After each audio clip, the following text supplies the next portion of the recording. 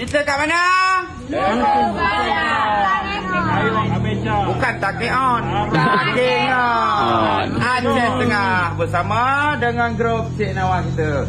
Dari Perak, Malaysia. Okey, jom kita naik. Okey guys, kita bergerak menghala. Lepas kita tanya tu, sama-sama kita menaiki pelampung untuk kita menghala ke arah port mana yang dituju. Kita masih lagi bersama dengan grup Cik Nawang. Okey, sekarang ni kita dah naik, bermakna dah pelan-pelan dia jalan. Bersama dengan sahabat kita juga yang jaga kita di sana, iaitu guide yang mandukan pelampung tu di Lukub Badak. Dan juga ambil masa juga dalam aktiviti rafting ni dalam masa 40 minit dalam perjalanan. Sebab yang tu di sepanjang jalan yang kita lalui tempat anak sungai ni dengan air dia yang jernih ya, dia punya view bukit dia dan tempat tu yang sebenar dia tempat sejuk.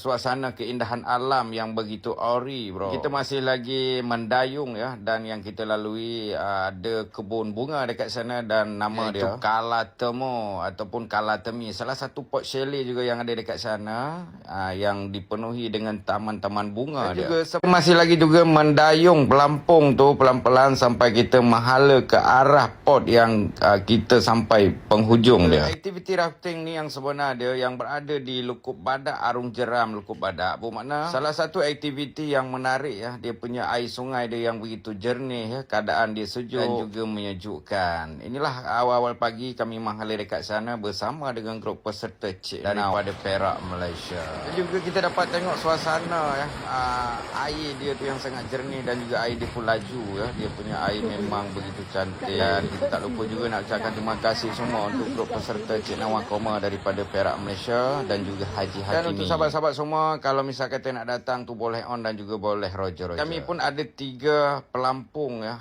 Dan juga di sepanjang perjalanan kita tu sebelum sampai ke port terakhir tu bermakna Takengon ni yang sebenar dia belah-belah tepi kita yang kita nampak di tepi sungai ni, dia ada kebun kopi ya, kebun durian dia begitu menarik, tarikan dia memang sangat luar biasa. Alam yang begitu indah bro. So dekat situ kita nampak. Dan jangan lupa tengok video kita yang ke selanjutnya. Terima kasih.